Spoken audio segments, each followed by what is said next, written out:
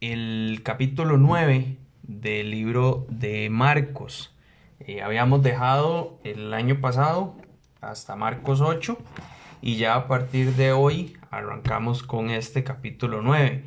Cada vez nos vamos acercando más hacia el momento de la crucifixión de Jesús, ¿verdad? Esos momentos, ese último año en el ministerio de Jesús. Y recuerden que la última vez que estuvimos viendo en Marcos capítulo 8, Jesús viene con los discípulos, les pregunta que quién dicen ellos que es él. Pedro le dice que tú eres el Cristo, el Hijo de Dios. Jesús le dice a Pedro que eso no se lo reveló nadie más que el Espíritu Santo. Y momentos después, recuerden que cuando Jesús está hablando acerca de que tiene que ir a Jerusalén para morir y todo esto, Pedro le dice, lo lleva a un lado, lo regaña, le dice que no hable así, que no diga eso, que no vayan. Y Jesús le dice, apártate de mí, Satanás, porque vimos que en un momento yo puedo estar siendo usado por el Señor y al siguiente momento yo puedo estar siendo usado por el enemigo. Porque él le dijo a Pedro que había quitado sus ojos de las cosas eternas. Entonces, si yo quito mis ojos de las cosas celestiales, es cuando comienzo a meterme en problemas. Seguido de esto, recuerden que Jesús habla acerca de lo que se requiere para ser un discípulo y el costo de ser un discípulo. Recuerden que él dice que tenemos que negarnos a nosotros mismos, tenemos que tomar nuestra cruz y tenemos que seguir a Jesús todos los días. Y ya habíamos visto qué era eso, cómo se come, como dicen, ¿verdad? Y ahí también está el video en la página de YouTube y en la página de Facebook por si alguno lo quiere repasar.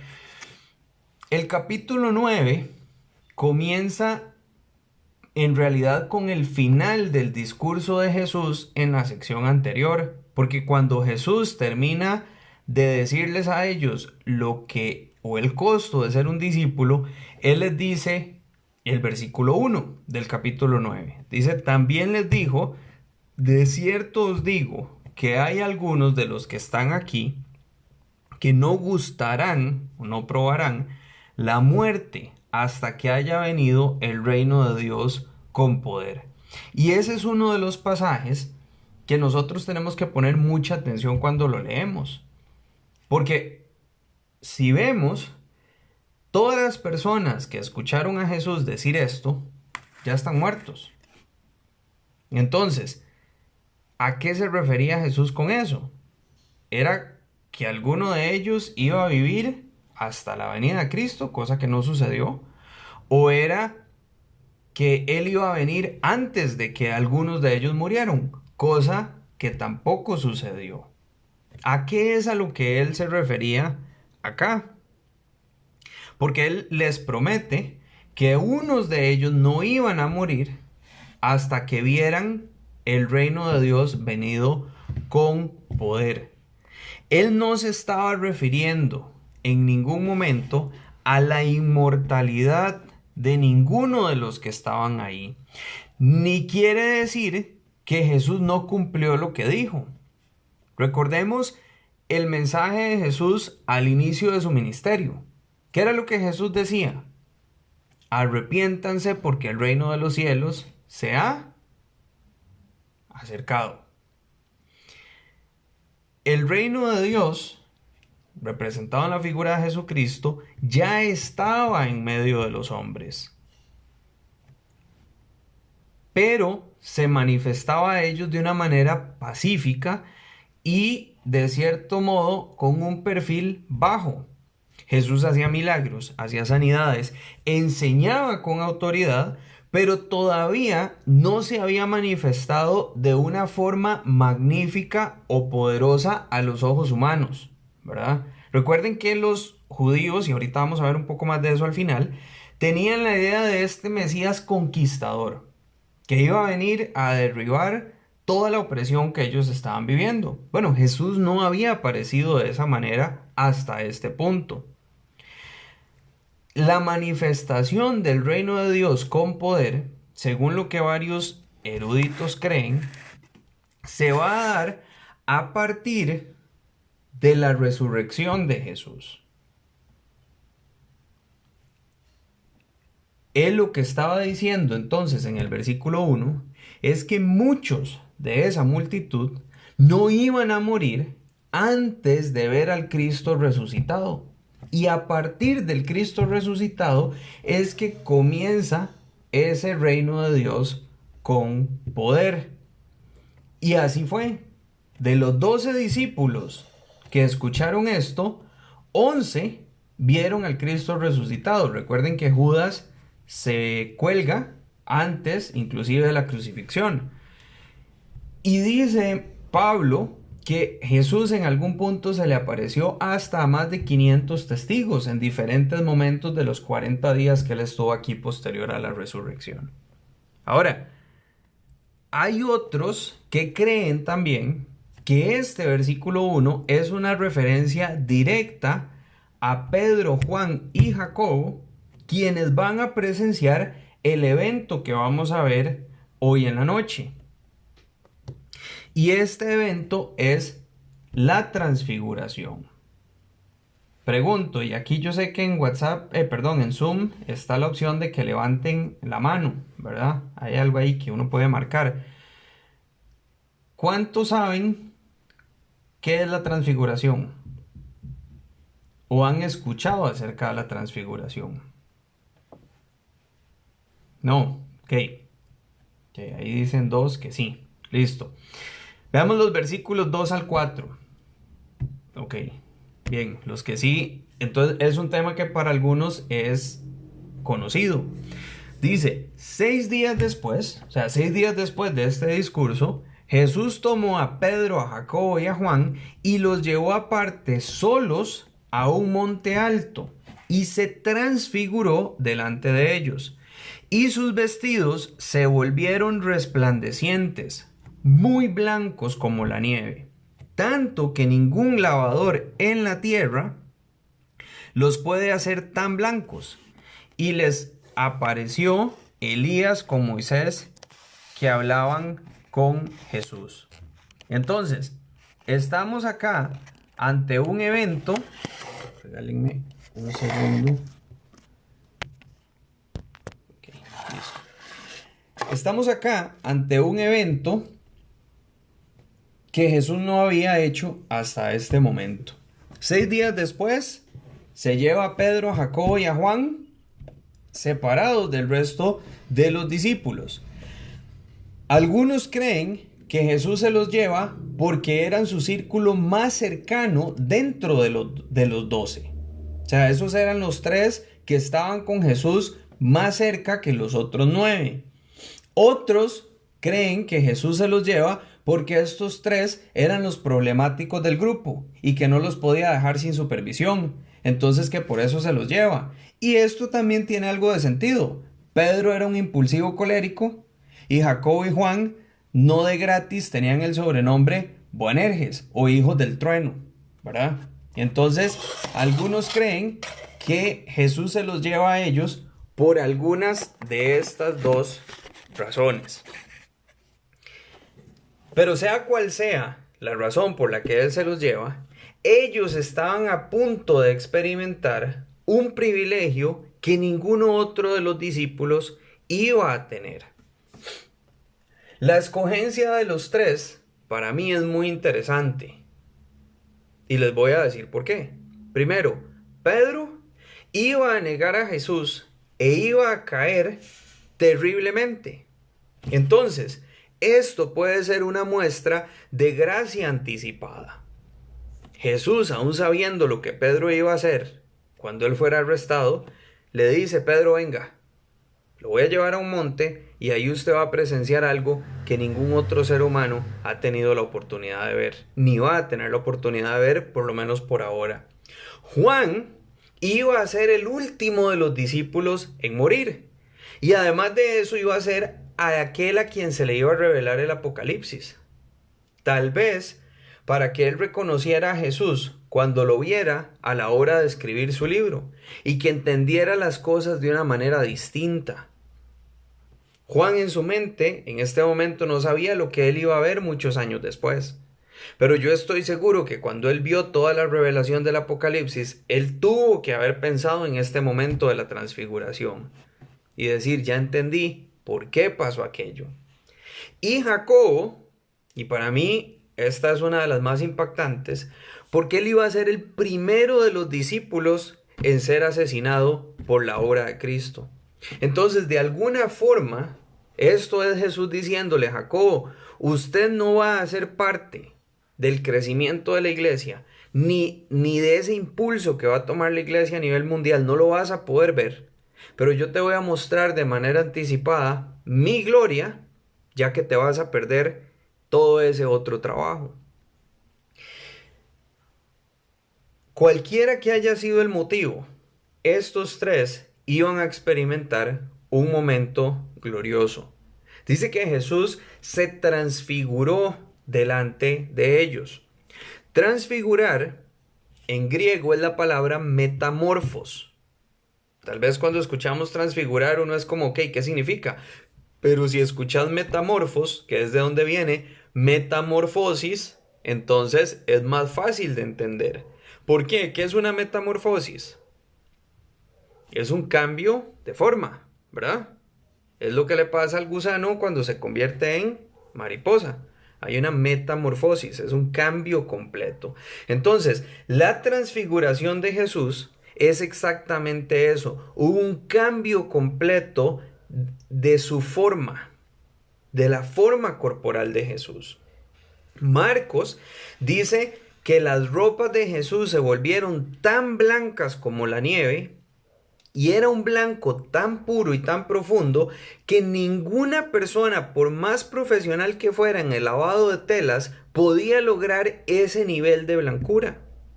Mateo dice que eran tan blancos como la luz. Entonces, tratemos de imaginar esa luz radiante, brillante, completamente blanca. Dice Mateo también que el rostro de Jesús resplandecía como el sol. Lucas, que también habla de este evento, dice que la apariencia de su rostro se hizo otra, o sea, cambió. No era el Jesús que ellos veían todos los días. Y dice que sus vestidos eran blancos y resplandecientes. Entonces vemos, al juntar las tres descripciones, vemos que esta fue una imagen impresionante. El cuerpo de Jesús era otro, era brillante, era la pureza en su máxima expresión. Pedro, Juan y Jacobo estaban viendo el 100% de Dios en este momento. Y esa gloria que ellos estaban viendo en este momento caminaba con ellos. Esa gloria comía con ellos. Esa gloria pasaba tiempo con ellos en una forma humana. Ahora, ¿te puedes imaginar por un segundo lo que sería haber presenciado ese momento? Ver a Jesús en todo su esplendor, en toda esa gloria. Y saber que nosotros muchas veces tomamos esa grandeza a la ligera. Ah, sí, yo soy cristiano. Ah, sí, Jesús lo celebro en Navidad y en Semana Santa y chao. Es más, ahora Navidad casi que ni eso, porque es más predominante Colacho que Jesús. Mientras Jesús estaba ahí con ellos, aparecen dos personajes. ¿Quiénes? Moisés y Elías. Para mí es demasiado interesante saber cómo los reconocieron. Porque no estamos hablando del 2020, donde hay teléfonos inteligentes y todo el mundo anda tomando fotos de todo. No, estamos hablando de una época donde ni siquiera existían fotografías. Pero de alguna forma, ellos reconocieron a Jesús, a Moisés y a Elías. La aparición de Moisés y Elías para nosotros es de suma importancia. ¿Por qué? Porque Elías no murió. Recuerden que él iba caminando con Eliseo, viene un carro de fuego desde el cielo y lo arrebata y se lo lleva para el cielo, vivo. Moisés sí murió. Su cuerpo nunca fue encontrado porque dice que Dios lo escondió, lo sepultó, pero Moisés sí murió. Sin embargo, acá vemos a los dos de pie con Jesús. ¿Y por qué les digo que esto es relevante para nosotros? Porque cuando tenés una persona que murió, es ahí a la par de Jesús, y tenés una persona que no murió también a la par de Jesús, y ya los dos estaban en el cielo, quiere decir que sí hay vida después de la muerte. Y Moisés y Elías en este momento son una prueba de eso. Porque los dos regresaron de algún lugar. ¿Ok? Entonces, si tenés, o si alguien se cuestiona, bueno, ¿de verdad hay vida después de la muerte? Aquí está. Aquí está la prueba de que sí la hay. Y no importa si en el caso de Elías fue llevado al cielo vivo, o si en el caso de Moisés, que sí murió, está vivo. Y hay vida después de la muerte. En medio de este momento glorioso, Jesús en toda su deidad, hablando con Moisés y Elías, o sea, nada más imagínense la escena. Están Moisés, Elías, Jesús en su forma de Dios, conversando, interactuando entre ellos, y un poco más retirados, Pedro, Juan y Jacobo observando, y adivinen quién aparece. Versículos 5 y 6. Entonces Pedro, nuestro amigo Pedro, dijo a Jesús: Maestro, bueno es para nosotros que estemos aquí, y hagamos 3 enramadas, una para ti, otra para Moisés y otra para Elías. Y el versículo 6 es el clave en esta sección, porque no sabía lo que hablaba, pues estaban espantados. O sea, Pedro no tenía idea de lo que estaba diciendo. Y Marcos se aseguró que nosotros supiéramos que Pedro abrió la boca sin saber. Todavía más interesante es que aquí se traduce, entonces Pedro dijo, pero en el original griego, como está escrito, es, entonces Pedro respondió. Ahora, si hablamos de alguien metiche, Pedro, porque nadie le pregunta nada. Pedro responde sin que le pregunten. Es como ese impulso de algo está... Aquí Pedro demostró su masculinidad, o sea, está pasando algo, tengo que resolverlo, ¿verdad? Y él habló. La primera parte de lo que Pedro dice es verdad. Era bueno, era excelente para ellos estar ahí. O sea, era un momento glorioso. Era un privilegio que solamente ellos tres estaban teniendo. Era una oportunidad clarísima para ver frente a sus ojos que todo lo que Jesús había predicado acerca de él, hasta este momento, era 100% real. Ellos lo estaban experimentando. Pero luego comete el error. Dice, hagamos 3 enramadas. En realidad debería traducirse como hagamos 3 tabernáculos. Pedro está actuando como cualquier hombre actuaría. Y no me refiero a la raza. Perdón, no me refiero al género, sino a la raza. ¿Por qué? Porque los seres humanos somos... no me refiero a la raza, me refiero al género. El hombre, por lo general, es impulsivo y un poco más práctico. Uno trata de resolver las cosas en el momento que las ve. Cuando hay una situación inesperada, lo primero que cualquier hombre va a hacer es buscar una solución para tratar de mejorar las cosas. Y eso es precisamente lo que Pedro hace acá. Él dice, estoy viendo a Dios con 2 santos hombres, listo. Aquí lo que toca es hacerles un tabernáculo a cada uno. El primer error de Pedro acá es decir algo cuando no sabía qué decir. Y aquí viene un consejo práctico para todos nosotros, seamos hombres o seamos mujeres. Lo mejor que pudo haber hecho Pedro fue quedarse callado. Pero no, él tuvo que hablar. Lo mejor que podemos hacer nosotros cuando no sabemos qué decir es no decir nada. El segundo error que Pedro comete es que iguala a Jesús con Moisés y con Elías. Ambos errores, sin embargo, son mucho más comunes de lo que nosotros pensamos. Porque sí, uno ahorita estamos leyendo o están escuchando y uno es como, ay, sí, qué bruto Pedro. Obvio, yo lo estoy exagerando un poco más para poner el dedo en la llaga y comernos a Pedrito, ¿verdad? Entonces sí, obviamente sale a relucir el tema de Pedro, pero en realidad esto es mucho más común de lo que nosotros pensamos. El ser humano es muy dado a hablar antes de pensar. Siempre queremos dar nuestra opinión porque pensamos que nuestra sabiduría es mejor que la del otro.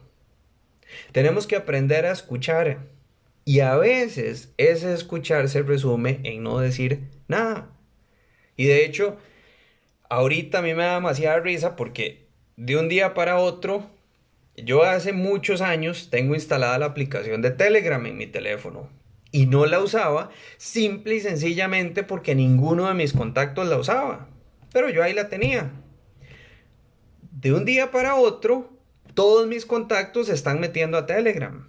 Es más, hay gente que se está pasando de WhatsApp a Telegram porque es que dicen que WhatsApp va a cambiar y ahora se va a adueñar de toda mi información. Ya lo hacían, ¿verdad?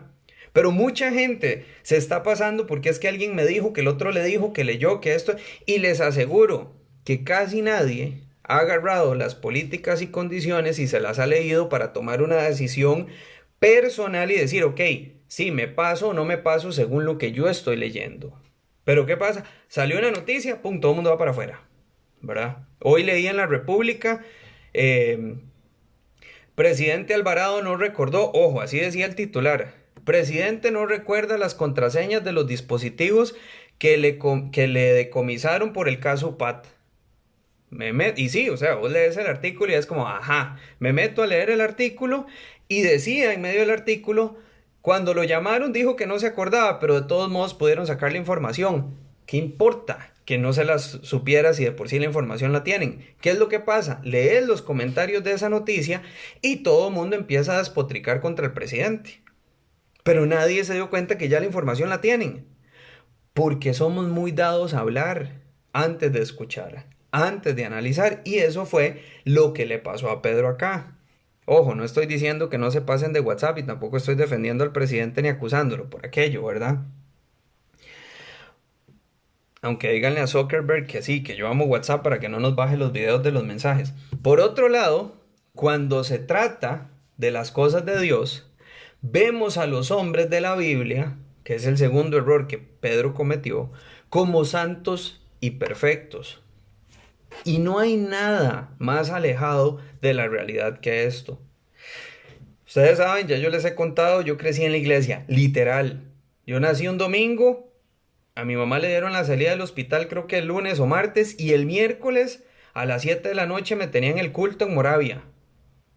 Como con 3 días de nacido ya yo estaba en la iglesia. Y esa fue toda mi vida. Entonces yo crecí escuchándome todas las lecciones de escuela dominical de todos estos hombres. Siempre me enseñaron que los hombres de Dios eran dignos de imitar, los hombres de la Biblia. Hay que ser como José, que huyó de la tentación. Hay que ser como Noé, que obedeció a Dios. Hay que ser como, en medio de una generación mala. Hay que ser como Abraham, que le creyó a Dios. Hay que ser como Moisés, que lideró al pueblo de Dios. Hay que ser como David, porque David fue un hombre conforme al corazón de Dios. O hay que ser como Pedro, que cuando le dijo Jesús, sígueme, él inmediatamente dejó las redes y siguió a Jesús. Y así muchos otros que podemos mencionar. Pero José, en la cárcel, dudó de lo que estaba sucediendo con él. Noé, ¿qué fue lo primero que hizo al salir del arca? Un tiempito después se emborrachó. Abraham era un mentiroso y se metió con la empleada. Moisés era un asesino y trató de zafársele a Dios para no liderar al pueblo de Israel. David era un asesino y era un adúltero. Pedro era un colérico impulsivo, pero esas son las cosas que a veces nosotros no vemos en la Biblia. Sin embargo, lo principal de la Biblia no son los hombres que ahí aparecen. Es más, yo le doy gracias a Dios que yo no aparezco en la Biblia, porque la Biblia lo que hace es desnudar todos los pecados de todos los que ahí están. Si leemos la Biblia a conciencia, vemos estas cosas, ¿verdad? Como, no sé si están siguiendo el plan anual de lectura. O sea, uno lee la historia de Tamar y de Judá y uno dice, Dios mío, ¿qué era esa familia? Y la semana pasada estábamos leyendo la historia de Lot, que las dos hijas lo emborrachan, se acuestan con él y se embarazan de su propio papá. Son cosas terribles. Pero es que la Biblia no es de los hombres que están ahí. Lo principal es lo que Dios pudo hacer con ellos cuando encontró un corazón dispuesto a pesar de las faltas y de los errores de ellos. La Biblia, lo principal de la Biblia no son los hombres que aparecen en la Biblia. Lo principal de la Biblia es lo que Dios pudo hacer con ellos cuando encontró corazones dispuestos a pesar de las faltas y los errores de ellos. En realidad, la Biblia es un libro de historias de hombres y mujeres desastrosos, restaurados por un Dios misericordioso. Porque la Biblia no se trata de los hombres que están ahí, se trata de lo que Dios puede hacer. Por eso, nuestro enfoque tiene que estar en el Dios de la Biblia y lo que este Dios puede hacer a través de Jesús y no en los hombres de la Biblia. El enfoque de Pedro debió estar solo en Jesús, no en Jesús, en Elías y en Moisés, y mucho menos igualarlos. Ahora, la reacción de Pedro tiene una fuente. Dice, no sabía qué decir porque estaban espantados. Pedro estaba aterrorizado de lo que estaban viendo. Y como les dije hace un rato, cuando no sé qué decir, lo mejor es no decir nada. Una de las frases más sabias que yo he escuchado en mi vida y que tengo que aprender a aplicar, se la escuché a mi papá. Si ustedes conocen a mi papá habla muy poco, casi nunca habla. Papi casi siempre está callado. Y cuando uno empieza, y sobre todo cuando mis hermanos y yo empezábamos como en discusiones teológicas a ver quién sabía más, papi se levantaba y se iba. Y una vez papi dijo, y muchas veces lo ha dicho, él dice, prefiero ser dueño de mi silencio que esclavo de mis palabras. Y yo ahí sí, listo, no hay nada que hacer. A veces, casi siempre, hablar de manera apresurada trae problemas. Siempre tenemos que pedir la dirección del Espíritu Santo para todo lo que vamos a decir. Ahora, para hablar con sabiduría, yo tengo que ir todos los días a la fuente de sabiduría, a la palabra de Dios. Porque de lo contrario, de mi boca lo que va a salir es lo primero que yo piense. Pero si yo estoy yendo a la Biblia y estoy llenando mi mente y mi corazón con la palabra de Dios, lo que va a salir de mi boca es lo que hay en mi mente y en mi corazón. Y el Espíritu Santo me va a guiar en el momento que debo usar cada cosa. Dice que ellos estaban atemorizados, espantados, aterrorizados. Y esta no es la primera vez que vemos esta reacción en las personas cuando se enfrentan a la gloria de Dios. Moisés, cuando ve la zarza ardiendo, cae postrado delante de la zarza. El pueblo de Israel, cuando están a la orilla del monte, Dios les habla, le piden a Moisés que le diga a Dios que no les vuelva a hablar porque tienen miedo de caer muertos la próxima vez que él hable. Pablo, cuando se encuentra con Cristo en el camino a Damasco, dice que con el resplandor de la luz cayó de su caballo y quedó ciego durante 3 días. Isaías, cuando él ve la visión del templo y ve a Dios en esa visión, él dice que iba a morir porque he visto a Dios y soy hombre pecador. Entonces vemos que esta es una reacción muy común. ¿Cómo reaccionamos nosotros ante la presencia de un Dios santo? Es común escuchar frases como, ay Dios mío, o la que está de moda ahora, oh mi Dios, oh Diosito, O, sí, es que eso era bueno, de dificultad a nivel Dios para expresar algún tipo de emoción. Pero de verdad deberíamos usar el nombre de Dios, de un Dios tan santo, con tanta ligereza. Ese Dios al que nos referimos en esas frases es el mismo Dios ante el cual los hombres de la antigüedad caían postrados con temor y temblor. ¿O es que tal vez no es el mismo Dios? Tal vez creemos en un Dios hecho a nuestra medida, uno ajustable a mis circunstancias y a mis necesidades y a lo que yo quiero. Y de hecho este año, uno de los temas que más me ha dado vuelta en la cabeza es el temor a Jehová o el temor a Dios. Me sale por todo lado esa frase. Y tengo que aceptarlo, es un tema que tengo que estudiar, porque es un tema que me cuesta entender. Todavía no lo comprendo en su totalidad. ¿Cómo le voy a tener temor? ¿O qué es tenerle temor a Dios? A un Dios que me ama, a un Dios que lo dio todo por mí. Es respeto, es miedo, pero para poder entenderlo hay que estudiarlo. Va más en la línea del respeto, pero es el respeto que me lleva y lo mejor con lo que lo puedo relacionar es con lo que yo sentía por mi papá.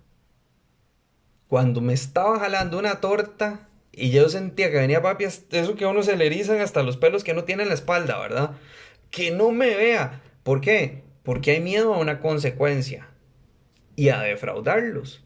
Es exactamente lo mismo.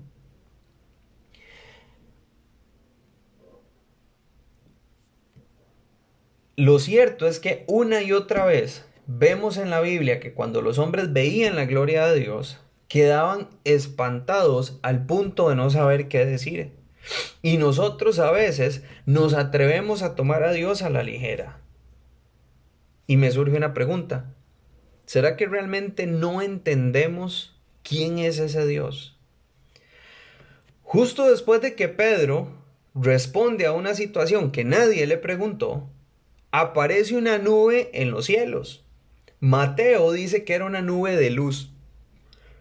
O sea, como si estos tres no necesitaran algo más para aumentar el miedo, aparece esta nube y dice el versículo 7 en adelante. Entonces vino una nube que hizo sombra y desde la nube una voz que decía, hablando de uno, de Jesús, es mi Hijo amado, a él oíd. Y luego cuando miraron, no vieron más a nadie consigo, sino a Jesús solo. Y descendiendo ellos del monte, les mandó que a nadie dijesen lo que habían visto, sino cuando el Hijo del Hombre hubiese resucitado de los muertos. Y guardaron la palabra entre sí, discutiendo qué sería aquello de resucitar de los muertos. Y le preguntaron diciendo, ¿por qué dicen los escribas que es necesario que Elías venga primero? Respondiendo él les dijo, Elías a la verdad vendrá primero, y restaurará todas las cosas. Y como está escrito del Hijo del Hombre, que padezca mucho y sea tenido en nada. Pero os digo que Elías ya vino, y le hicieron todo lo que quisieron, como está escrito de él. Están los tres ahí, Pedro hablando cosas sin sentido, totalmente aterrorizados. Llega una nube de luz, creo que ninguno de nosotros nunca ha visto una nube de luz, y de esa nube sale una voz audible completamente, los tres la escuchan, y la voz dice, este es mi Hijo amado, a él oíd. Acá vemos a dos personas de la Trinidad. Vemos a Jesucristo transfigurado delante de ellos y vemos la voz de Dios Padre desde la nube. Los dos en un mismo lugar. Dios Padre usa este momento para dar una instrucción clara a Pedro, a Jacobo y a Juan. Primero, Dios reafirma el ministerio de Jesús y la persona de Jesús. Jesús ha estado diciendo que Él es el Hijo del Hombre, que Él es el Hijo de Dios y ahora Dios dice, este es mi Hijo amado. Y les dice que al único que tienen que oír es a Jesús, no es a Moisés, no es a Elías. con toda su grandeza, con todas las cosas que hicieron por el pueblo de Israel, ellos a quien tenían que oír era a su hijo. De los tres, de Moisés, Elías y Jesús, dice que con el que él estaba complacido, según el relato de Mateo, es con Jesús. Y esto nos da otra lección. El mensaje más importante es el de Jesús. El mensaje más importante de la Biblia es el de Jesús. Entonces, si mi iglesia o la gente me dice que yo tengo que hacer obras para ganarme el cielo, ¿qué dice Jesús? Yo soy el camino, la verdad y la vida. Nadie viene al Padre si no es por mí. Entonces, si la tradición o la gente me dice una cosa, pero Jesús me dice otra, yo tengo que tomar una decisión entre los dos. Y Dios Padre me está diciendo que escuche a Jesús. Y lo mismo aplica para nosotros. Jesús dijo que Él es el camino al cielo, que no hay ningún otro fuera de Jesucristo para ir al cielo. Entonces ahí es donde yo tengo que oír. Si Dios dice que debemos oír a Jesús, ¿por qué a veces nos cuesta tanto obedecerle? El mandato es claro, pero lo que tenemos que hacer es tomar la decisión de seguir, tomar la decisión de escuchar a Jesús y de obedecer a Jesús. Al hacer esto, agrado al Padre, y el Padre se va a sentir complacido. Los discípulos levantan la mirada y no hay nadie más con ellos. Se encuentran únicamente a Jesús de vuelta en su cuerpo mortal, que es el que ellos ya conocían. Ahora, ¿no te causa curiosidad saber cómo se veía Jesús transfigurado? ¿Cómo era? O sea, ¿qué fue lo que ellos vieron? A mí sí. Pero, por otro lado, si tengo a Jesús en mi corazón, lo voy a ver. ¿Cuándo? No sé, pero mucho más pronto de lo que la mayoría piensa. Y de hecho, todos vamos a ver a Jesús. Unos lo van a ver sentado en un trono para juzgarlos. Otros lo van a ver cuando Él venga con un ejército de millares a pelear contra los reyes de la tierra y las personas que se rebelaron contra Él en la batalla del Armagedón. Y otros lo vamos a ver cuando Él venga en las nubes a arrebatar su iglesia. ¿En cuál de las tres formas lo vas a ver vos? La decisión de cómo lo veas es solamente tuya.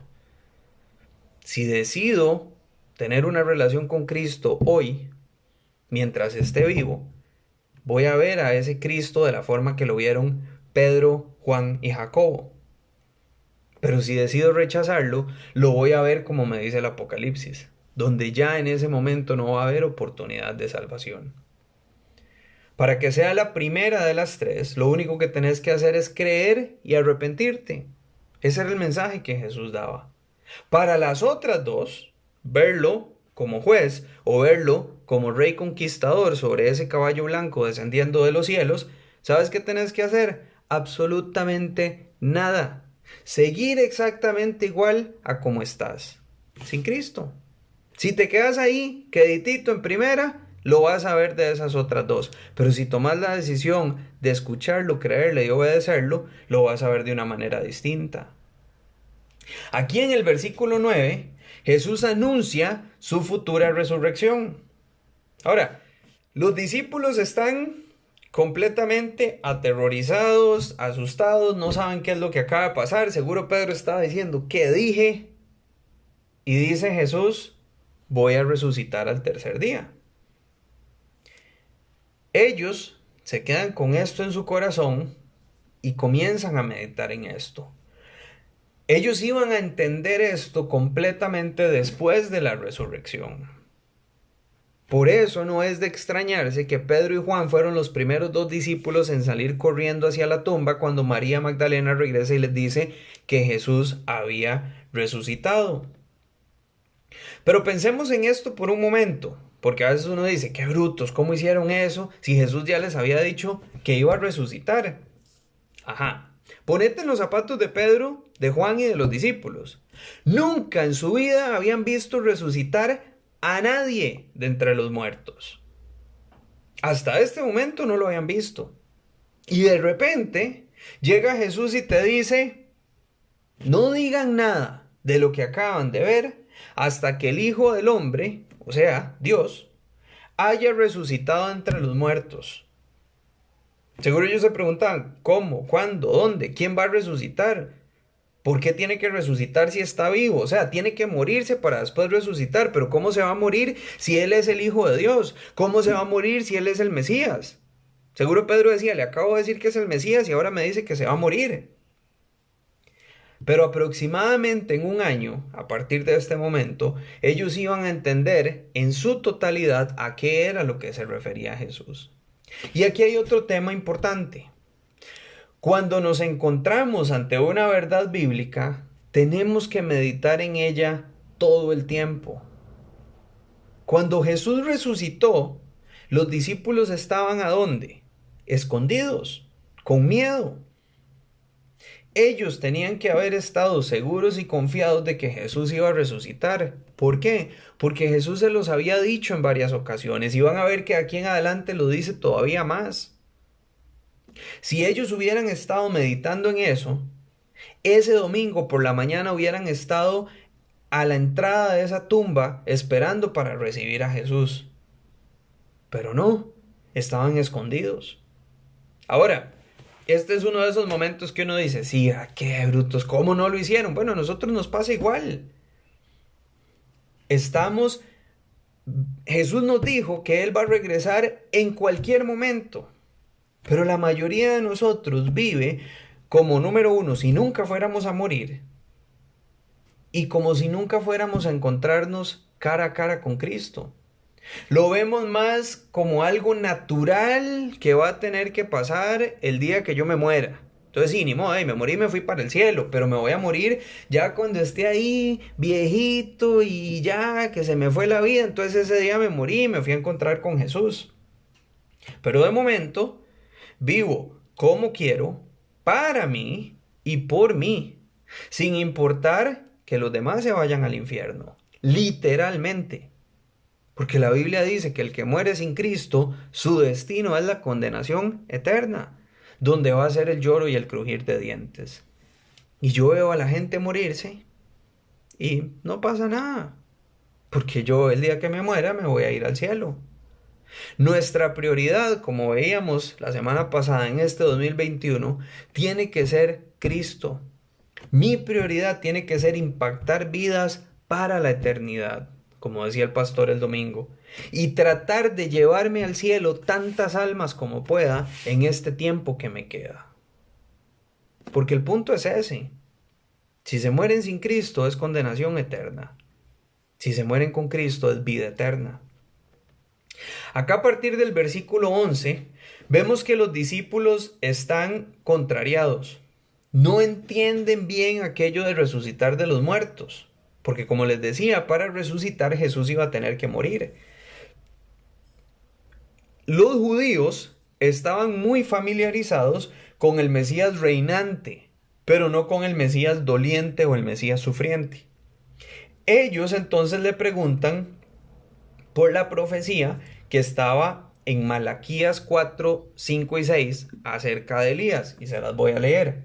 Dice: he aquí yo envío el profeta Elías antes que venga el día de Jehová grande y terrible. Él hará volver el corazón de los padres hacia los hijos y el corazón de los hijos hacia los padres. No sea que yo venga y hiera la tierra con maldición. Y esta es una profecía que se tiene que revisar con muchísimo cuidado. Este pasaje de Malaquías profetiza la venida de Elías antes del día de Jehová grande y terrible. ¿Cuál es ese? El día de la segunda venida, que está en Apocalipsis 19, capítulo 19, versículos 11 al 21. Ese es el día grande y terrible. Elías va a venir antes de ese día. Muchos creen que Elías va a ser uno de los dos testigos de los cuales se profetiza en Apocalipsis 11, versículos 3 al 13. Pero por otro lado, Jesús les dice que Elías ya había venido y que le hicieron lo que quisieron, según lo que dice Mateo, en clara referencia a Juan el Bautista.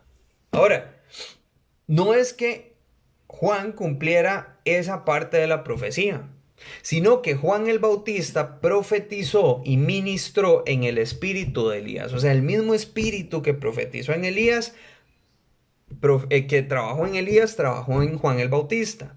Y el mismo rechazo que enfrentó Elías, enfrentó Juan el Bautista. Al igual que la profecía de Elías se puede dividir en dos partes, Juan el Bautista y lo que va a pasar en Apocalipsis, la profecía del Mesías también se puede dividir en dos partes. El Mesías reinante, que es lo que todos los judíos esperaban, y por eso no reconocieron a Jesús cuando él vino, y el Mesías sufriente o el Mesías doliente. Algunas referencias no las vamos a leer, pero algunas referencias sobre esta figura del Mesías: Salmo 22, 1 al 18, Salmo 69, 8, 9, 11, 20 y 21, Salmo 118, 22a, la primera parte, y principalmente Isaías 53, 3. Todas estas nos hablan de ese Mesías sufriente. Y a esta parte es a la que Jesús hace referencia. Por eso Él les hace la pregunta. Ok, ellos le dicen, pero no es que dice que Elías tiene que venir. Y Jesús le dice, sí. ¿Y cómo está escrito del Hijo del Hombre? Que padezca mucho y que sea tenido en nada. O sea, aquí Jesús les está diciendo, ustedes están viendo al Mesías solo como la parte reinante y la parte liberadora, pero hay una parte donde lo van a rechazar, donde lo van a menospreciar. Y aquí vemos una lección, ya con esto vamos terminando, una lección muy importante para nosotros. Tenemos que conocer toda la Escritura, no solo las partes que suenan bonito o las partes que traen victoria o las partes que me hagan sentir bien.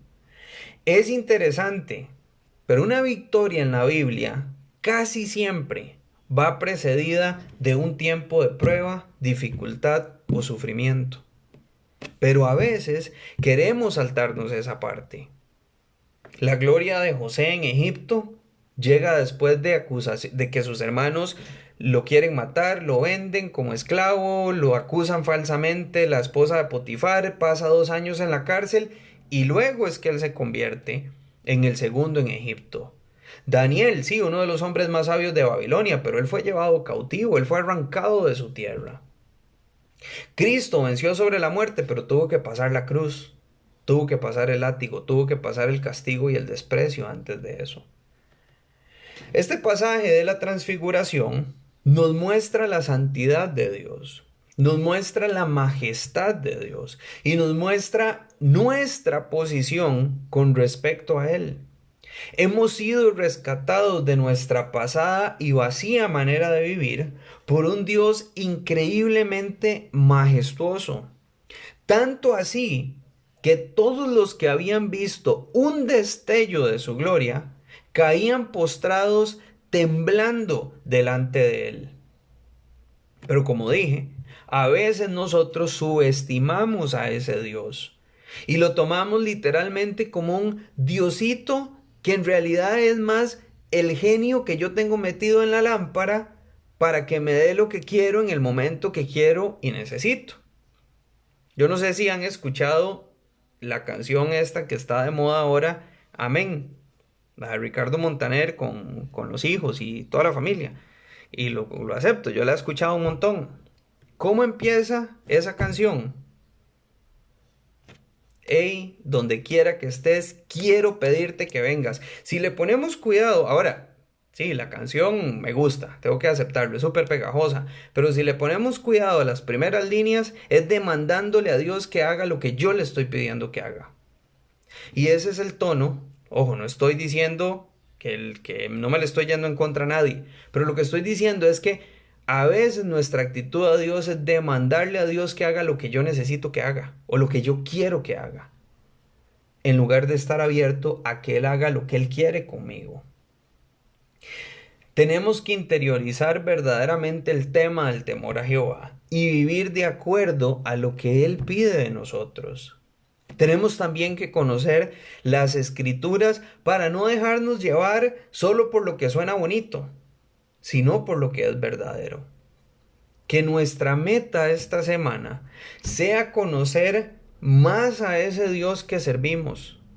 Que tratemos de interiorizar lo grandioso de la salvación que tenemos, ya que ese Dios majestuoso se hizo hombre, murió en una cruz, pasó el peor de los sufrimientos, y todo eso solo por amor a nosotros. Y este pasaje de la transfiguración nos da una perspectiva muy breve, en solo 13 versículos, de quién era ese Dios. Entonces, reflexionemos en eso y en lo grande que tenemos en esta salvación que Él nos ha dado simple y sencillamente porque Él quiso darnos eso. Oremos. Amado Dios y Padre Celestial, te damos gracias porque a pesar de tu grandeza, a pesar de que tú no necesitas nada de nosotros, has provisto un camino para nuestra salvación, Señor. Gracias porque sin merecerlo, tú abriste una puerta de salvación para que nosotros podamos tener acceso al Padre a través de Jesucristo, Señor. Y de alguna forma que no entendemos, un cuerpo humano pudo contener toda esa gloria y toda esa majestad, Señor. Aún en el sufrimiento, aún en el dolor, Jesús pudo haber simplemente dicho hasta aquí y no voy a continuar con esto. Él pudo haber dicho una sola palabra y todos los que lo azotaban y lo maltrataban pudieron quedar postrados delante de él, Señor, pero no lo hizo por amor a nosotros, Señor, porque Él sabía que ese era el único camino que teníamos para llegar a ti. Padre, quiero pedir por cada uno de los que estamos hoy acá y, y que tú nos ayudes a que realmente este año tú seas nuestra prioridad. En el nombre de Jesús, amén. Voy a cerrar aquí el video en Facebook y darle gracias a todos los que se conectaron por ahí. Nos vemos la próxima semana. Continuamos con el resto del capítulo 9.